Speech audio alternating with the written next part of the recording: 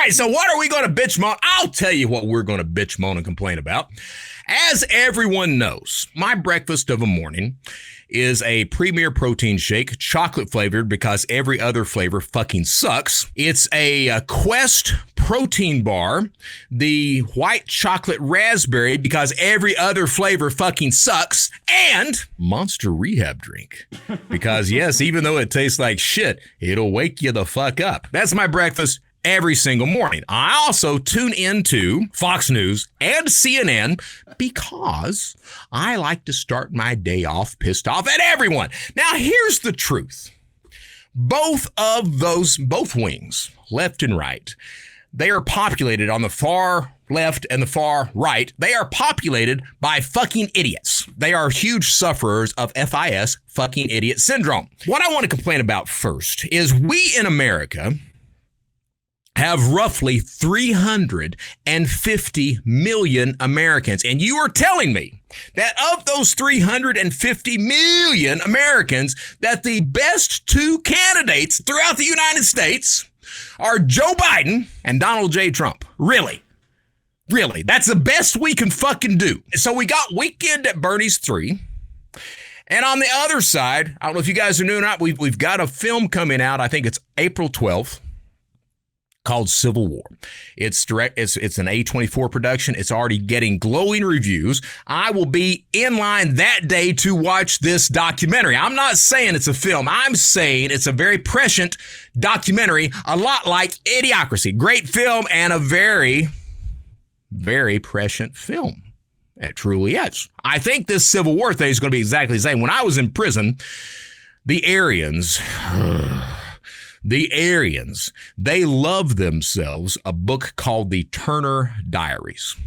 The Turner Diaries is all about the United States going through a civil war. So you can bet your little ass that we're going to have all kinds of Aryans loading up to go see this A24 production. Now, what I'm actually talking about here is so we've got Joe Biden, and let's be honest, that man really doesn't know where the hell he is most of the time. It looks like he's about to fall asleep. He's got handlers. He's answering the wrong questions. He's saying that Mexico is next to Gaza. He's saying all this bullshit. I'm surprised, and honestly, I'm not quite sure that the man has not passed away and they don't have one of those little Elmo motors in his ass, walking his ass around. I don't know. I'm just saying. Compared to Donald J. Trump. Now, I am not a Trump fan. I'm not. I'm certainly not a Joe Biden fan. I'm not a Trump fan. But, you see that but? Here's the rule on that. Whatever anyone says, as soon as they say but, everything that comes before that but word is now meaningless. So bear that in mind. I am not a huge Donald Trump fan, but the thing is, do I think that he's being targeted by political rivals? Yes, I do. I absolutely do. Why do I think that? Because he fucking is. Now, if he hadn't screwed up somewhere along the way, they wouldn't have anything to target. The problem is that we've got Weekend at Bernie's 3, and now we've got Donald J. Trump, and by all polls that I'm looking at, Donald J. Trump is the next president. Now, the problem with that is once this man becomes president, I'm really glad that I have not pissed him off. I really am, because he strikes me as the type of dude that does not forget those people who have slighted him in the past. And let's be clear, there has been a whole shitload of people who have slighted him. The truth of the matter is, I don't really care if it's Democrat or if it's Republican. The truth of the matter is that neither one of those sides is on your side or my side. They are on their side. That's the truth. This idea that the Democrats are better for us, that the Republicans are better for us, that someone is out there watching out for us, I've got to tell you something. That's a fucking lie. That's all it is. That's all it is. It's a lie to convince you to give your vote to that bunch of people, to convince you that your vote has some sort of meaning, that it means something. The truth of the matter is that both those candidates, you didn't have any word in picking those. Those were picked long before your little vote even came into play. That's the truth of the matter. But now what I really want to bitch about today My stepson, Carson, he comes in. He's taking sociology at university. So he comes in, and I guess the sociology teacher started to talk about George Floyd. So George Floyd was this poor guy up in Minneapolis that I think he was selling cigarettes illegally, some bullshit like that. Whatever it was, he was not doing anything horribly bad. Very minor, all right? This group of cops, come up, get the guy down on the ground, and I forgot the cop's last name. His first name was Derek. Derek Chauvin, the cop, proceeds to kneel on George Floyd's neck. Is either for 7 minutes or 9 minutes. It was long enough to kill the guy. Meanwhile, the other cops are watching. Not only are the other cops watching, but a good number of people just in the public, bypassers, have stopped to watch this cop kill this African-American guy, this unarmed African-American guy, because let's be honest, every single fucking time that I hear about the cops killing somebody, it's an unarmed African-American. My opinion is maybe they need to start practicing the Second Amendment a little bit more. Just saying, I'm not a militant, but hey, if you're unarmed and they're killing you, maybe arming yourself might cause them to pause for a second. The sociology teacher was mentioning this in class, and this girl that's from Minnesota, she decides to chime in, and she chimes in with some of the talking points of, I don't think there's any other way to say it, some of the talking points of the fucking idiots that are out there that are trying to justify the murder of George Floyd. She says, well, he was on fentanyl. He had COVID. So it really wasn't the knee that was on his neck for those 8 minutes suffocating him. It was that stuff that caused him to die. And I looked at Carson. I was like, did you call her a fucking idiot? And he's like, no. And I was like, well, you should have fucking had, because she sure as fuck is. Now, here's the thing. That's not just her that's saying that. You can go on Reddit, you can go on TikTok, you can go on some of these right wing.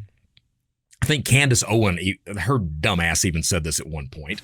You can go on any of these right wing platforms, the far right, and you'll see these people that are justifying the murder of unarmed African Americans, George Floyd and others. They say, well, he had a long criminal career. He had COVID. He was already sick. He was belligerent, blah, blah, blah, blah, blah, blah, blah, blah, blah, blah, blah. I don't give a fuck if they've got pictures of George Floyd butt fucking the Easter Bunny. That does not entitle them to kill the man. Happy Easter. See, yesterday was Easter. I'm in the festive spirit. Carson asked me the other day, he's like, why does Easter have bunnies? And I didn't even pause. I just looked at him and said, very few people know that Jesus was actually a rabbit. He looked at me and I was like, ha! There are so many people out there that are trying to justify the murder of these individuals. It wasn't the cops' fault. Yes, it was. It was, okay? It doesn't matter if George Floyd was on fentanyl. It doesn't matter that he had a criminal career. It doesn't matter that he may have had COVID. None of that matters, all right? None of that matters. Law enforcement is there to serve and protect. To protect not only the law-abiding citizens, but also to protect those people's rights who they are arresting, who may be out there committing some sort of criminal act. That's the truth of the matter, to serve and protect everyone. When we start getting to the point of saying, hey, this guy, he was never a really good guy. He kind of deserved it. You know what? Shut the fuck up. Seriously, shut the fuck up. You don't know what you're talking about. Take a pause, take a breath, be a human being. Yesterday was Easter. And Jesus said a couple of things before they nailed his ass to a tree. He said, love thy neighbor as thyself, and do unto others as you would have them do unto you. If we could just do that, we wouldn't have a lot of this police brutality. We wouldn't have a lot of people trying to justify that police brutality, and we would have a much better planet. But I guess that brings me into the last thing I would like to bitch about before we get to the headlines. As I said just a couple of minutes ago, we've got the left wing and the right wing in the United States. All right. Now, for some reason, it appears that the inmates have taken over the asylum. The radicals on both wings are now running things. Where it used to be the moderates, where it used to be during the primaries, the political parties on both sides, they would really go far right or far left to appeal to their constituents. And then when the primary came along, when the general came along, they would migrate to the middle in order to talk to everyone. That's no longer the case. That's no longer the case. If you're a Democrat, every fucking Republican that's out there is your enemy. If you're a Republican, every Democrat evidently is Satan, and they're your enemy. We've got to get past that. We've got to understand that, hey, at the end of the day, we are all human beings. At the end of the day, we're here for two reasons. We're here to know more about ourselves, and we're here to help our fellow human beings.